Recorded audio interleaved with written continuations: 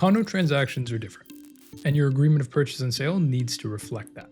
Now, I've sat on both sides of this table as a realtor writing offers, and now as a real estate lawyer reviewing what comes in. And what I can tell you is that a standard offer on a freehold home is not the same as an offer on a condo unit. If your agreement doesn't account for what makes a condo purchase unique, you're exposed in ways that a standard offer simply won't protect you from. Today I'm walking through 3 clauses that I recommend be in every single condo offer. What they are, why they matter, and what's happening when they're missing. My name is Zachary Soccio-Marandola. I'm a lawyer here in Toronto, and I help people like you close real estate deals every single day. If you enjoy this type of content, make sure you subscribe and join our community. And if you have a closing coming up, we've built the most transparent legal fee calculator online. It gives you a full breakdown of every dollar you'll spend, even calculates closing costs like land transfer tax and title insurance. That's linked in the description below.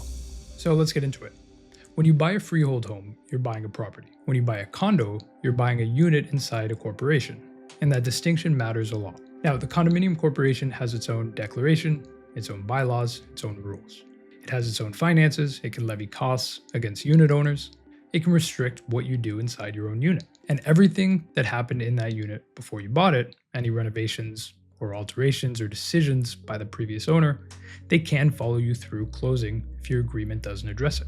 That's the exposure, and that's why these 3 clauses exist. So the first clause we're going to talk about is probably the most well-known of the 3, but it's still worth walking through properly.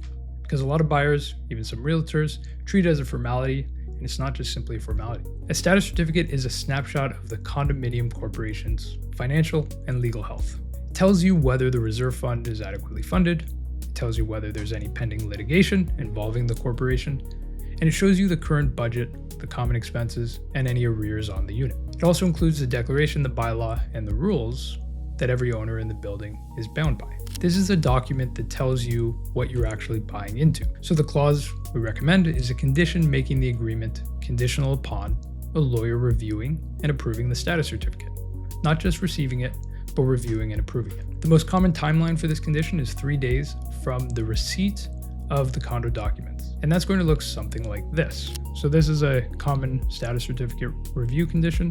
So you can see the first part, the offer is conditional upon the buyer and the buyer's lawyer reviewing the status certificate and finding the status certificate and the attachment satisfactory in sole and absolute discretion. Second part, the seller agrees to request at the seller's expense the status certificate and attachments within 3 days after acceptance of this offer. So it's making sure that the seller is actually requesting these, paying for that status certificate because there is a cost to it, and providing it to the buyer once it's been received. The next part after that is essentially the provisions of the condition. So unless the buyer gives notice within 3 business days following receipt of the status certificate that it's fulfilled, the offer becomes null and void. So a condition precedent where the buyer actually has to make a positive action in order to keep the deal going. If nothing is done, then the deal becomes null and void. And then the last part, the offer is included for the benefit of the buyer, and they have the option to waive it. There's very, very few circumstances where we would ever recommend just simply waiving it and not completing this condition. And that's because there's a lot in the status certificate that a buyer on their own is not going to catch. An underfunded reserve fund means a special assessment could be coming. Pending litigation could affect the value of the unit or the finances of the corporation. Rules buried in the bylaws could restrict how you use the unit. A lawyer review is what surfaces those issues before you're locked into the agreement. Now, the second clause addresses something that comes up more often than buyers expect. It has nothing to do with the corporation's finances. It has to do with what the previous owner did inside the unit. So inside a condominium unit, you cannot make improvements, additions, alterations, or repairs without the consent of the condo corporation if the declaration or bylaws require it. Not every alteration requires consent, but many do. And when an owner makes an unauthorized change, those changes don't disappear when they sell. They can become your problem. So the clause we include is a representation and warranty from the seller that with respect to the unit, all the rules, the bylaws, the declaration, they've all been complied with, and there's been no unauthorized improvements or addition that happened without the consent of the condo. Now that's our second clause or our second paragraph here. Seller represents and warrants that with respect to the unit, the Condominium Act, the declaration, the bylaws and rules of the corporation were complied with, and that no improvements, alterations, or repairs that require the consent of the condo corporation have been carried out in the said unit, and the exclusive use areas or the common elements unless the required consent was obtained. So this is a protection that in case you do run into that issue, you still have a contractual right for breach of that representation and warranty.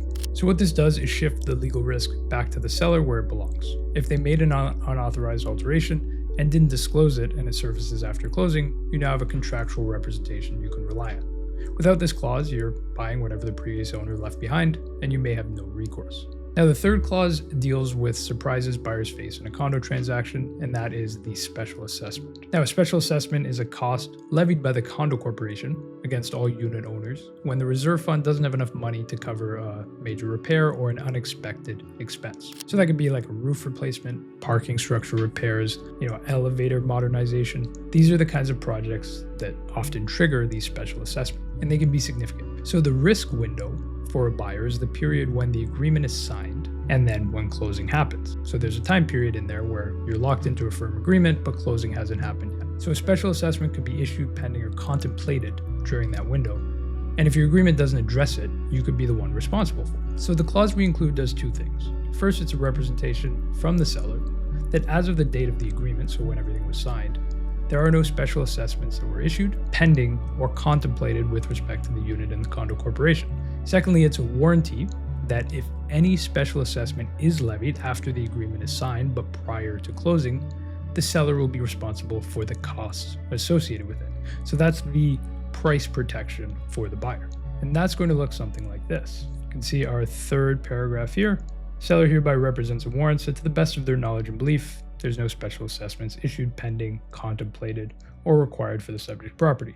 The seller further warrants that should any special assessment be levied prior to closing, the seller will be responsible for all costs associated with said assessment.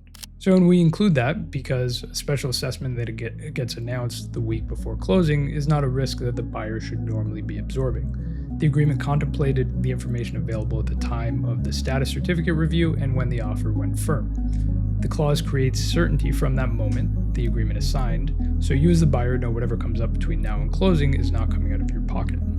So we have three clauses: status certificate review, compliance representations, and a special assessment protection. All three of them do real work in a condo transaction, so if your offer doesn't have them, it's missing something. If you're enjoying these behind the scenes real estate law videos, make sure you subscribe to the channel. I post a new video every week. And if you're a realtor, I also send a weekly update of different legal situations that come up in our closings. That's our realtor newsletter, and you can subscribe to it with the link down in the description. Thanks for watching.